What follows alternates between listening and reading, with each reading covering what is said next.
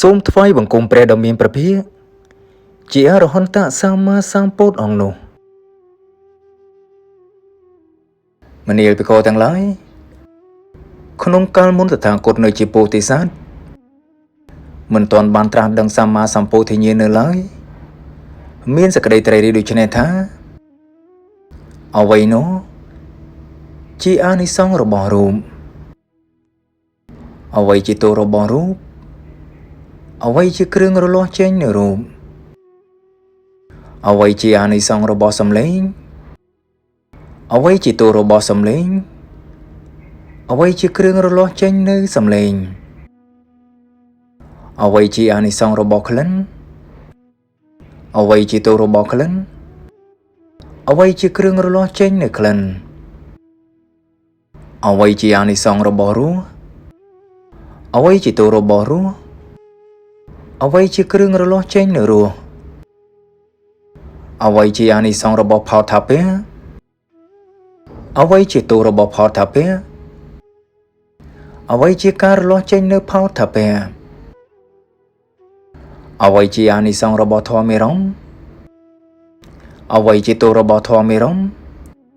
អ្វីជាគ្រឿងរលាស់ចេញនៅធម៌មេរមមនាលភិក្ខុទាំងឡាយតថាគតមានសេចក្តីត្រេកអរដូចនេះថាសុខនឹងសោមនស្សណាកើតឡើងព្រោះអាស្រ័យរូបនេះជាអានិសង្សរបស់រូបណាមិនទៀងជាទុក្ខ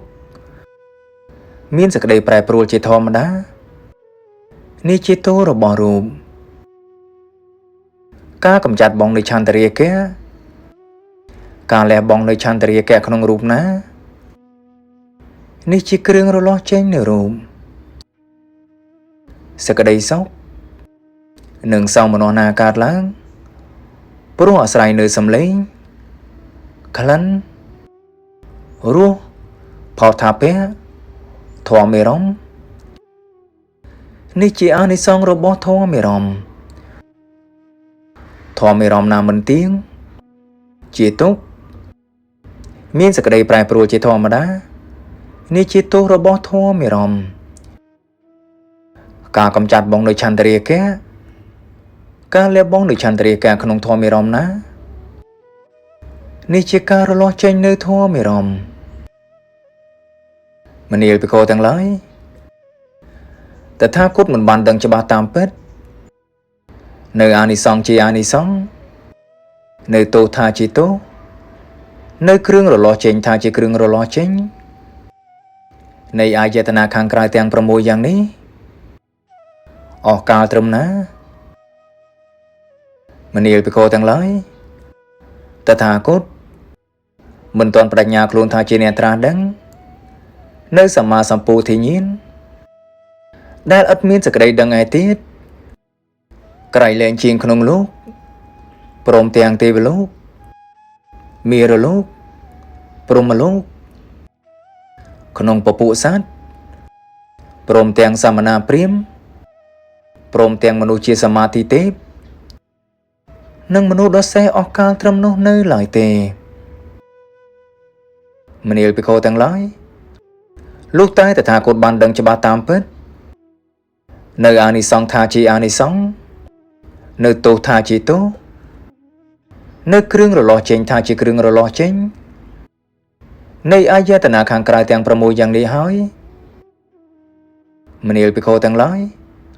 ទើបតថាគតបដិញ្ញាខ្លួនថាជាអ្នកត្រាស់ដឹងនៅសម្មាសម្ពោធិញ្ញាណឥតមានសេចក្តីដឹងឯទៀតក្រៃលែងជាងក្នុងលោកព្រមទាំងទេវលោកមារលោកព្រហ្មលោកក្នុងពពួកសត្វព្រមទាំងសមណាព្រាហ្មណ៍ព្រមទាំងមនុស្សជាសមាធិទេពនិងមនុស្សដ៏សេះបញ្ញាដែលដឹងច្បាស់ឃើញច្បាស់របស់តថាគតក៏កើតឡើងដូចនេះថាសេចក្តីរួចផុតវិសេសរបស់តថាគតមិនប្រែត្រឡប់កំរើកទៀតឡើយជាតិនេះជាទីបំផុតត្រឹមនេះហើយឥឡូវនេះភពថ្មីទៀតគឺការត្រឡប់មកកើតទៀត មិនមានឡើយចប់សូត្រទី2មនាលភិក្ខុទាំងឡាយបើអានិសង្សនៃរូបមិនមានទេសត្វទាំងឡាយមិនត្រេកអរក្នុងរូបឡើយមនាលភិក្ខុទាំងឡាយអានិសង្សនៃរូបមានប្រហេតុណាហេតុនោះបានជាសត្វទាំងឡាយត្រេកអរនឹងរូបមនាលភិក្ខុទាំងឡាយបើទោសនៃរូបមិនមានទេសត្វទាំងឡាយមិននឿយណាយនឹងរូបឡើយមនាលភិក្ខុទាំងឡាយទោសនៃរូបមានប្រហេតុណាហេតុនោះបានជាសត្វទាំងឡាយនឿយណាយនឹងរូបមនាលភិក្ខុទាំងឡាយបើគ្រឿងរលាស់ចេញនៅរូបមិនមានទេ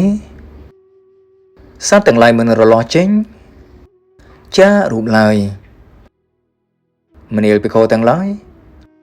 គ្រឿងរលាស់ចេញនៅរូបមានព្រោះហេតុណាហេតុនោះបានជាសត្វទាំងឡាយរលាស់ចេញចារូប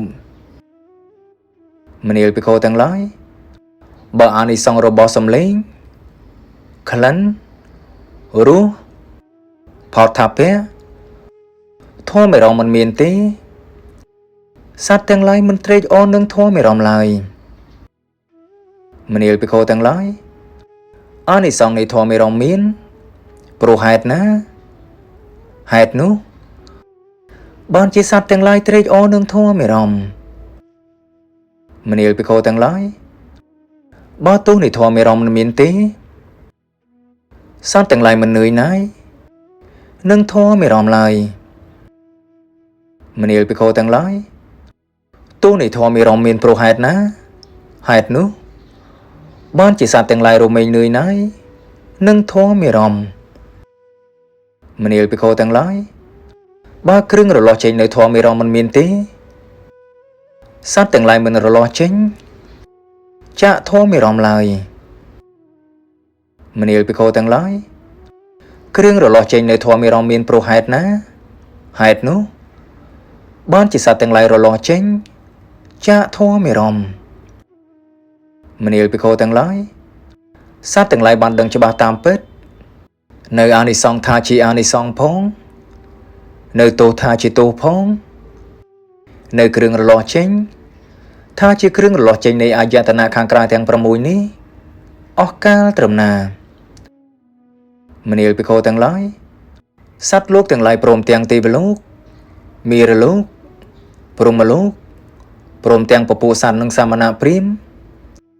ព្រមទាំងមនុស្សជាសមាធិទេពនិងមនុស្សដ៏សេះមិនបានរលាស់ចេញមិនបានប្រាចេញមិនបានរួចស្រឡះមានចិត្តមិនបានប្រព្រឹត្តកន្លងនៅដែនគឺកិលេសនិងវត្តដាអស់កាលត្រឹមនោះមនាលភិក្ខុទាំងឡាយលុះតែសត្វទាំងឡាយបានដឹងច្បាស់តាមពិតនៅអានិសង្សថាជាអានិសង្សផងនៅទោសថាជាទោសផងនៃអាយតនៈខាងក្រៅទាំង6នេះអស់កាលត្រឹមណាមនាលភិក្ខុទាំងឡាយទើបពួកសត្វទាំងឡាយព្រមទាំងទេវលោកមារលោកព្រហ្មលោកព្រមទាំងពពួកសត្វនិងសាមណព្រាហ្មណ៍ព្រមទាំងមនុស្សជាសមាធិទេពនិងមនុស្សដ៏សេះរលាស់ចេញប្រាចេញរួចស្រឡះមានចិត្តប្រព្រឹត្តកន្លងនៅដែនគឺកិលេសនិងវត្តដាក់បានចប់សូត្រទី6ដកស្រង់ចេញពីបេដកទី35ទំព័រទី15ដល់ទំព័រទី18និងទំព័រទី25ដល់ទំព័រទី27រៀបរៀងដោយព្រះពុទ្ធវចនៈ